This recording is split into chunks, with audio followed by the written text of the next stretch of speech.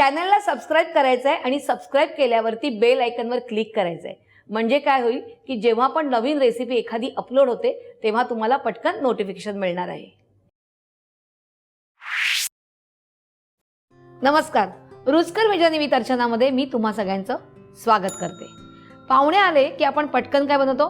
पोहे. पण त्या पोह्यामध्ये जे इन्ग्रेडियंट्स असतात तेच वापरून जर आपण डोसा बनवला तर पटत नाही ना. तर आज मी तुम्हाला दाखवते पोह्याचे डोसे. इकडे मी पोहे घेतलेत, जाडे पोहे घ्यायचे आहेत.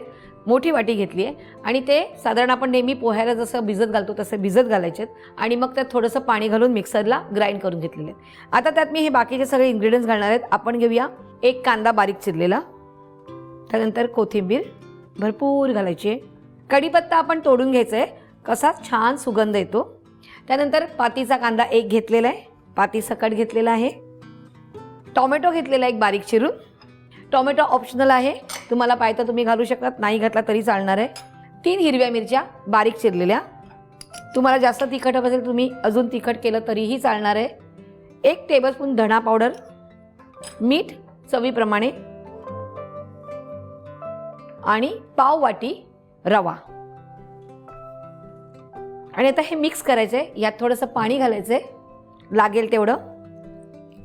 आधी थोडं घालूया आणि मिक्स करूया.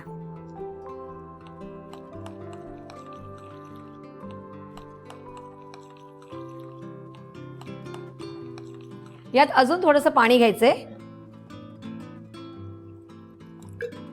पुन्हा मिक्स करायचंय. कारण आपण डोसा म्हटलेला आहे त्यामुळे ते थोडंसं पातळ झालं पाहिजे. मी यात व्हेरिएशन म्हणून पातीचा कांदा आणि टोमॅटो घातले, तुम्ही नाही घातलं तरी चालणार आहे. आता आपण गॅस सुरू करूया. थोडंसं तेल घेऊया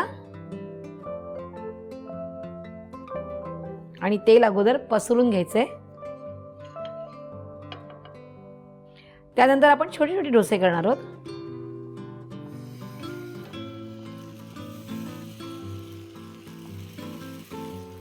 आणि आता हे झाकून ठेवायचंय आणि हे एका साईडने छान होऊन द्यायचंय. बघूया झालेत का? एका साईडने मस्त कुरकुरीत झालेले आहेत. आपण आता हे पलटून घेऊया. एका साईडने छान झालेले आहेत, दुसऱ्या साईडने करून घ्यायचे, त्यामुळे आपल्याला वाट बघायची. पुन्हा झाकण द्यायचंय. बघूया दुसरीकडनं पण झालंय का?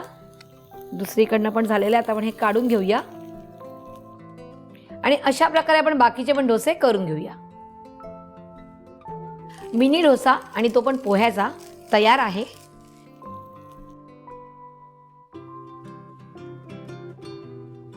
गरमागरम पोहा डोसा तयार आहे.